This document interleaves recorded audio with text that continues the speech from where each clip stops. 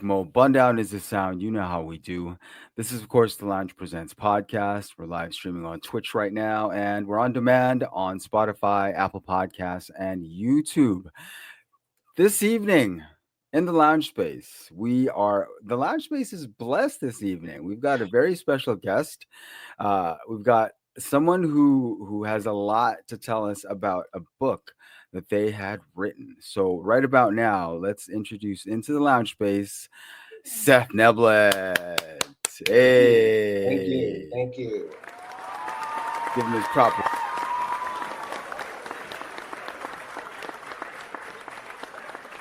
So, Seth Neblett, you authored a book called Mothership Connected, Yes. the Women of Parliament-Funkadelic. Yes, I did.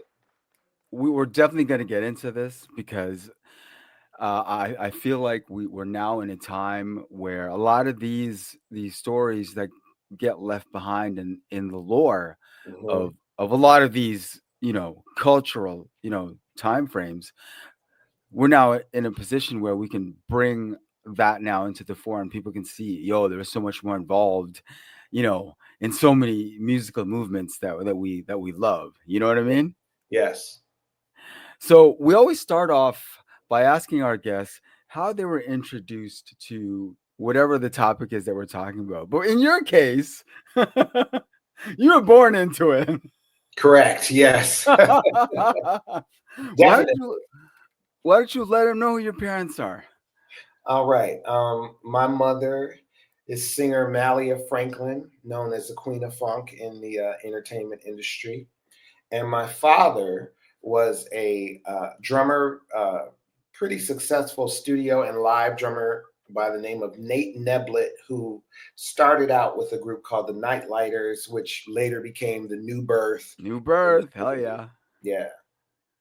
Sick. Yeah, so you were born into it. So we don't even Yes. have to ask how you were introduced to music and Yeah. the industry, obviously, in general. But what we can do is take it a little further and ask you something along the lines of what was it like growing up with two such influential members of the canon, our music canon? It was interesting in the fact that my mother and father split when I was pretty young. Um, and I was pretty much raised by my grandparents, my mother's mother and father. And they were into politics. They were political. They were politicians. They were union leaders, things like that. So I had this kind of strange world where I had this very kind of structured political life with my grandparents. And then with my mother, it was a very different life. Bootsy Collins is my godfather. Hey. And, my life with her was like Sugarfoot from the Ohio Players was my babysitter kind of stuff. Oh, God damn. We, So, we, we got so to pause for a second. You yeah, realize you just said that Bootsy is your godfather, and yes. do you ever stop and hear yourself and go, wow, that's actually my life? For me, it's a little different only because it's always been my life. Yeah, And I that's all guess I've ever so. known. That's all you've known. Yeah, that makes total Yeah, sense. that's all I've ever known. And Bootsy, who I actually just saw him a couple of months ago in LA, and he loves to tell me the story about how I was the first baby he ever held. Hey. And he's just such a special person to me. And yeah, so that's my Yeah, goddaddy, he's not Uncle Bootsy to Bootsy. you. That's Uncle Bootsy, Uncle Boo. Yeah, That's what he there is you to me, go. Uncle Boo. There Yeah. you go. Wow. When you grow up in a musical household, Mhm. the the the influence that is you obviously are surrounded by oftentimes plays a part in your own future. Yeah. It's no surprise when we see the offspring of artists become artists themselves. I mean, when you grow up in it, it's right, like it's your world. Yeah, Did you consider uh, um, a career for yourself in music? Did you ever dabble in music yourself? definitely. I Okay. actually had a proposed record deal with LaFace back in 1990. First Okay. record. What? Mhm.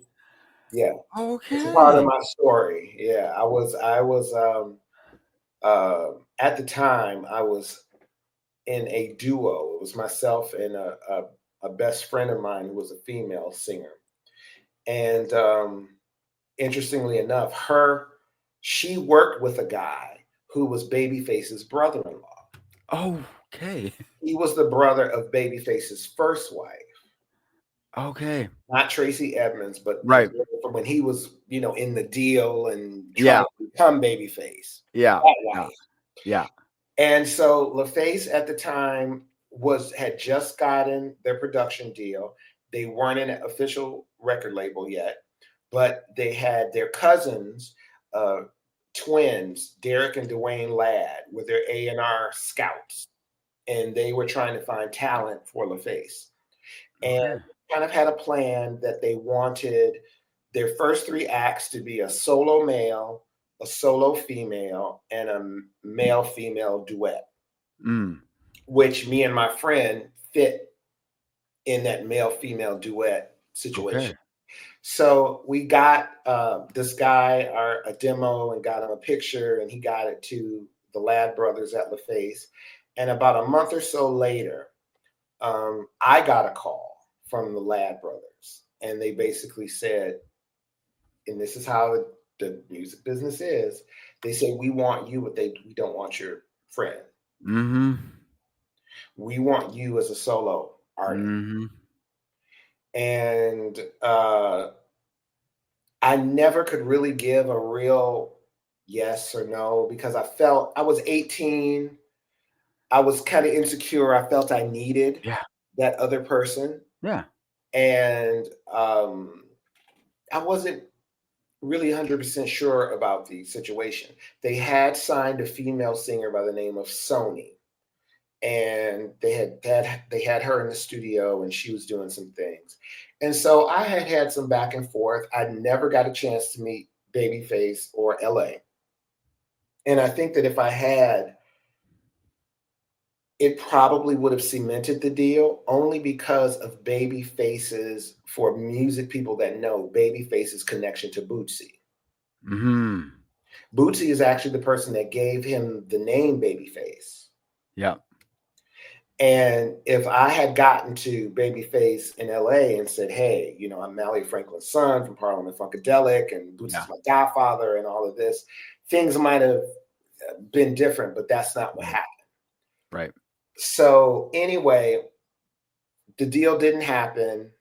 And, because even though I was young, I came from a musical background. Exactly. So when somebody's like, oh, okay, well, we're going to give you some agreements to look at, it's like, okay, well, I'm going to have my lawyer look at them. Lawyer? You're 18 with a lawyer? We got a lawyer in the family, excuse me? So it really didn't happen. And what ended up happening was Sony never came out. And the group that they did get was the girl guy duo, which was a group called Damien Dame. Damien Dame, yeah. And Damien Dame was the very first group or product on LaFace Records. Yep. And, it's so funny because people often have asked me, do you think that was a mistake? And I really don't think it was a mistake, Mm-hmm. only because I look at kind of like what happened with those first artists, and really nothing happened with those first artists. This was not the LaFace of TLC and Tony Braxton. Right. And this was the very, very infantile proto years of LaFace. So, I could have signed my life away and, nothing ever happened. So, the universe does what it's going to do.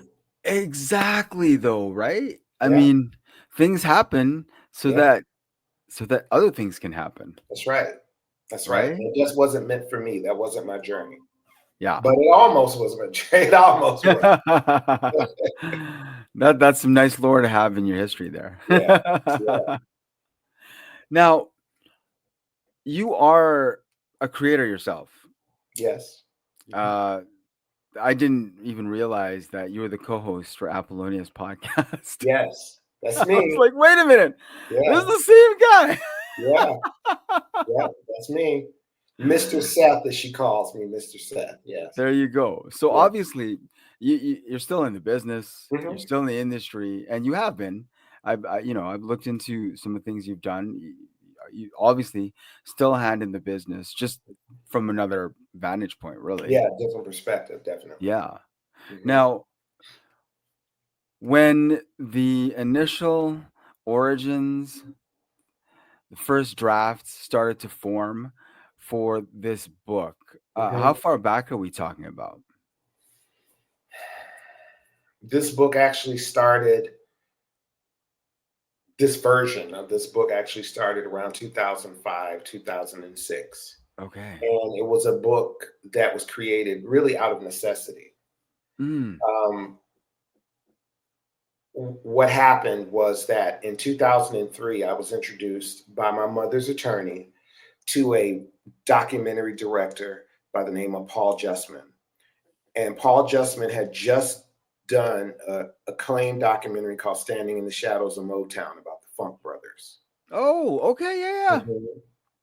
And he was very interested in his second project being the Women of Parliament-Funkadelic because it kind of fit in the it fit the brand. You know, it was yeah, like, yeah, it was like Funk Brothers, Detroit, yeah, 1960s, and here we are, 1970s, Parliament Funkadelic yep. women.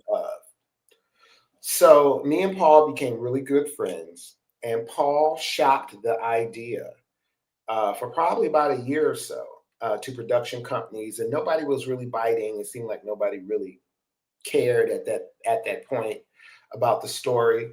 But Paul knew just from the conversations I had had with him and his initial conversations with the women, he knew that there was something very special here.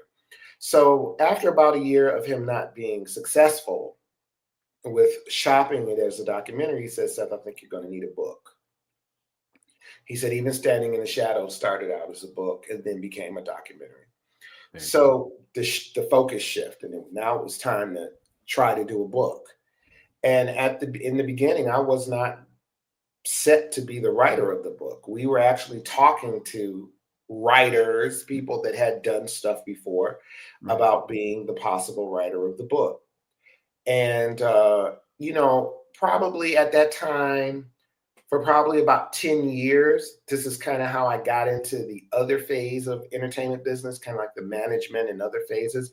Yeah. Is my first foray into management was dealing with my mother and some of the other Parlet members, Shirley Hayden and Jeanette Washington of Parlet. I Right. tried to put together a Parlet reunion for Japan in 1994, and that Okay. was kind of the beginning. Then I started working with Dawn Silva. I still had a very close relationship with Lynn Mabry of Brides of Funkenstein. So Okay. they had always been in my life. Yeah. And I was always trying to make something happen for them. Okay. And so, so we were going back and forth with writers, and just nobody was the right fit. And so I moved from we had myself and Dawn Silva had started doing some work because we had an opportunity to possibly get a book deal with a really reputable agent in New York. Okay. So around 2004, Dawn flew to Detroit, where I was living at the time, and we created basically a proposal, like these little sample chapters, these dummy chapters, so that Yeah. this book agent could get an idea. So I had done some work, and then just over my years of working with the women, I knew a lot of the stories already. And then, of course, with my mother, I knew a lot of her journey. So I moved to LA in 2006, and my mother and I had dinner with Bootsy. And I was kind of bitching and moaning about how, we're trying to get this book done and they're sending the wrong people and we can't Yeah. find the right person. And Bootsy said, you do it. And I was like, I'm not a writer. He said, you're smart. He said, you know all the people. They'll trust you and be honest with you, and you'll know when somebody's bullshitting you. Yeah. That began my journey to interviewing, transcribing, and all of that. And it took, I'll say, starting 2006, probably till 2019, I probably finally put it down to where I just said, I can't do this anymore. Yeah. Because I was always turning over a stone and finding a new piece to the puzzle. Yeah. So I'm I had to sure. put it down. So it was a long journey. When you were writing the book Mm-hmm. and essentially like re-experiencing some things and experiencing other things for the first time, was it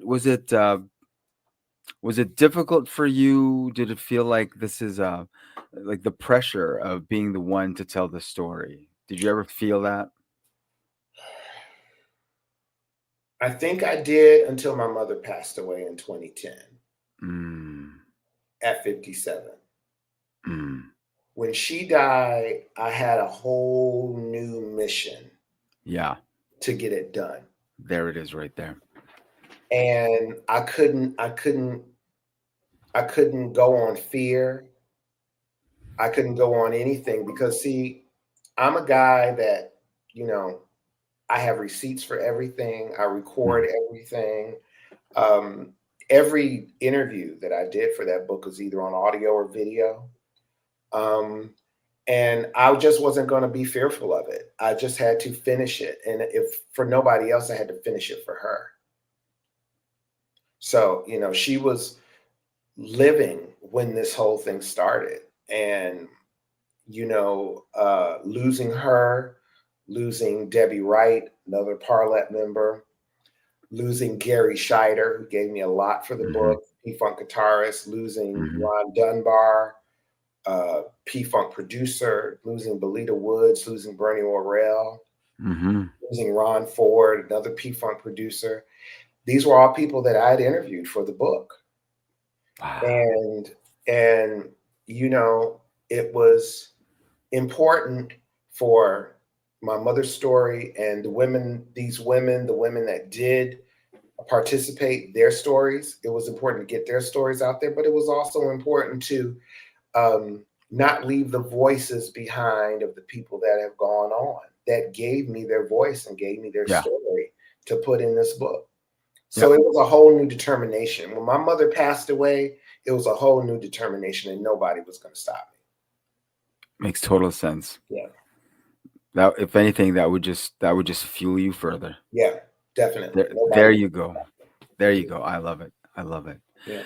Now, for people who may not be as familiar with Parlet, let's just break down who the members of Parlet were. Yeah. Parliament-Funkadelic, as we know, is a collective of many people. One segment of that collective was a group of women. Originally, it kind of built as time went on.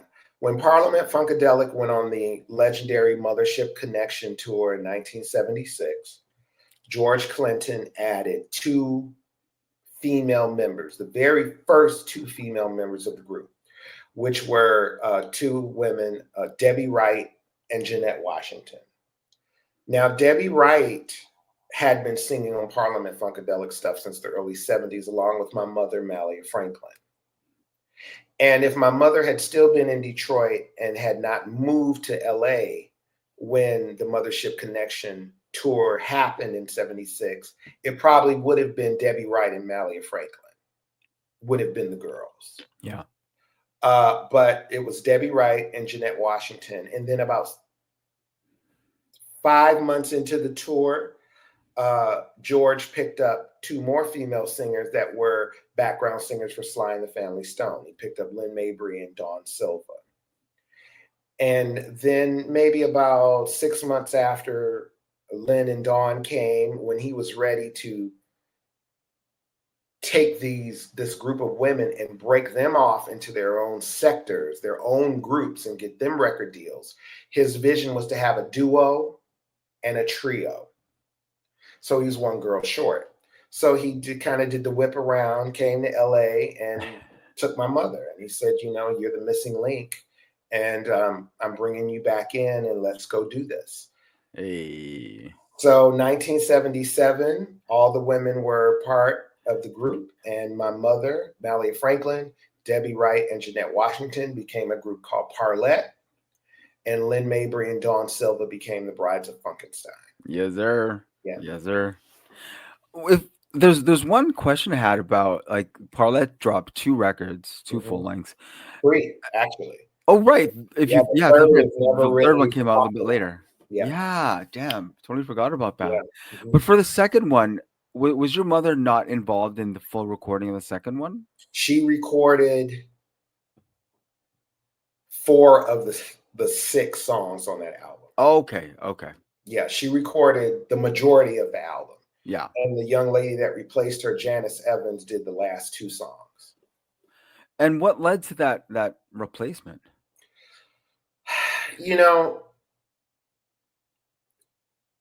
Parlet kind of had a hard way to go getting out of the gate. Yeah.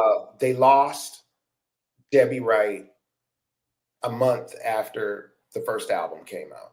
They lost her to mental illness. She went paranoid schizophrenic from using angel dust on the road.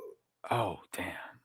And so the first maybe 3 or 4 months that Parlet should have been out promoting their album, they were actually looking for a third girl because Debbie was gone. Yeah.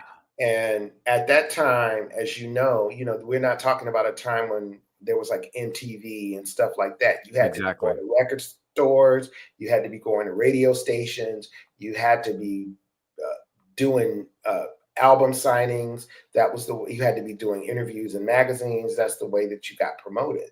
Yep. And unfortunately, with everything that happened with Debbie, Parlet unfortunately got a kind of a rough start. Yeah.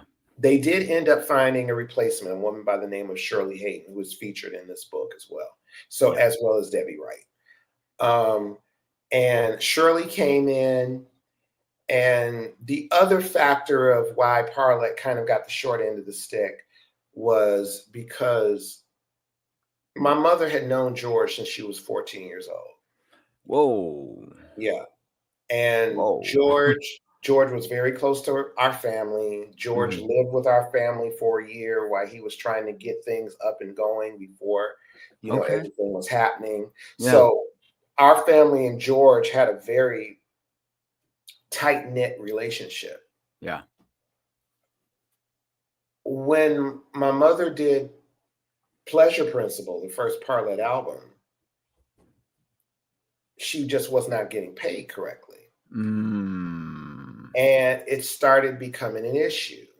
Yeah. And not only was my mother getting involved, but my grandmother, who was very close to George and who was pretty much acting as my mother's business manager when none of the people in Parliament-Funkadelic had anything like a manager outside of George's management. Yeah. Here's Mallia with a business manager who's defending her and essentially defending Parlet. And I think the organization, I'm not going to say George specifically, but I'm going to say the organization started looking at Parlet as a problem because they wanted to get paid. And there was somebody in there fighting for them and saying, you promised this, you promised this, you promised this, and you haven't delivered on your promises. So it turned the organization off. It turned some of the higher ups in the organization off. And so not a lot was done. It wasn't the same vigor as they had done for the Brides of Funkenstein. But I will also say that when the Brides of Funkenstein album came out, the brides were ready. They weren't missing any members. They were ready to go. Yeah. So I think between Debbie doing her thing, I think, with my mom being the squeaky wheel, and I also think with their first single not really being that much of a hit. And that was really because Casablanca Records, which was the record company they were on, was really a disco label. Yeah. And their first single, Pleasure Principle, George was, I want to say, kind of instructed to give them a disco funk sound. But I don't think the fans could really latch on to it. Yeah. Because it was funky, but it wasn't But P-Funk. yeah. You know what I mean? And P-Funk is the expectation. Yep. And so I think that if the girls had, if another single had been released like Love Amnesia or Cookie Jar, which were very, very funky songs, Oh yeah. Parlet probably would have done a whole different, it would have been a different trajectory for them. So it's a mishmash of things. It's funny that you mentioned Cookie Jar. Mm-hmm. There's very some diehard fans may be aware, but the general music fan may not be. But there's a bit of a connection between Cookie Jar and Prince. Why don't you tell them about that? Prince actually did a version of Cookie Jar that is kind of a legendary bootleg. Yep. In the Prince universe. Dope bootleg. Yep. Yep. I remember getting one of those bootleg cassette tapes from one of the record stores that sold like the bootleg cassette tapes. Yep. And I heard Cookie Jar and I was shocked. But funny enough, actually the story, there's a kind of a story in the book Mothership Connected of my mother having a conversation with Prince and him talking about doing Cookie Jar and how big of an influence Parlet specific had on him. Oh, dope. Yeah. Dope. I mean, it's not the only connection to Prince either. I mean, she worked on T.C. Ellis's record. Yeah. Worked on Maserati's record. Yeah. She was in Graffiti Bridge. She was in Graffiti Bridge. Yep. She was in Graffiti. Bless her. I remember when I went to see Graffiti Bridge because I went to the theater. Because she didn't know. She didn't know if she had been cut out. She didn't know what the final, result was. Yeah. And I went to the theater and I saw her and she was big as day. I mean, all over the screen. And I remember sitting there and I was like, oh my God, it's my mom. Yeah. And I called her afterwards. And she said, was I in it? Or did I end up on the cutting room floor? I said, oh, you were in it. I said, I think they probably showed you more than they showed George, actually. And she said, really? I said, yeah. I said, but Mom, it was a terrible movie. It was horrible. It was horrible. And I'm a Prince fan. You have to understand. But we all know. Oh my God. We accept it for what it is. we accept it for what it is. Did she get on set because she was there with George? Yeah, what Prince wanted her in the movie because she. Oh, what? That's not her voice. That's not her voice on the song. That's Belita Wood's voice on the song "We Can Funk." Okay. But Prince specifically told George, "I want Mallia in the movie." Oh shit. Yes, that story's in the book. He specifically told George, I want Mallia in the movie. So even though Belita Woods is on the song, my mother is in the movie. And that was per Prince's request. You must be so proud of your moms. I am. It's crazy how, when a person is here, you see things in a different lens when a person is here. And then when they go, at least in my case, when my mom went and I was still doing this book and researching this book and talking to people and really finding out, that she was that girl. And I mean, she was that girl as far as connecting a lot of people, making a lot of things happen, things that changed popular music. Thing that so many people don't know that she's the one that introduced Roger Troutman to Dr. Dre. Yep. Which brought forth Tupac, California Love. Yeah. that was a connection she did. And it was so interesting because I did another podcast maybe about 2 or 3 weeks ago. And I Okay. was talking about that. And they actually found some tape audio from Roger when he was still living, saying that him and Dre had this mutual friend, Mallia Franklin, and she Oh, put wow. them together and said, so it's all about receipts. You know what I mean? And I had never Seriously. heard that. And when I Wow. heard that, they found that, and I heard that, and I said, it's just that receipt. You know what I mean? That it's Wow. not just her saying it, it's Roger saying, yes, Mallia Franklin found me and said, Dr. Dre wants to talk to you. Exactly. Yes. Man, I alluded to it before we went live about how important it is that you wrote this book Hmm. because we're now finally in a time where a lot of these stories that have, been either obscured intentionally or just, you know, not given as much proper shine Right. as it should have in the first place. We're now in a time where these stories can be told and people can see.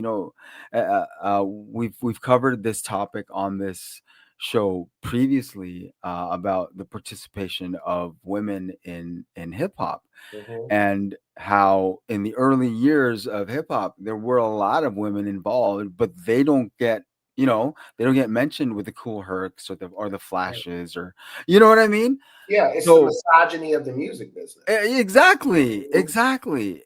And I'm just glad now we're in the time where people can see, you know, how many women were very, very integral to the success Definitely. of a lot of, like I previously said, our canon, Yeah.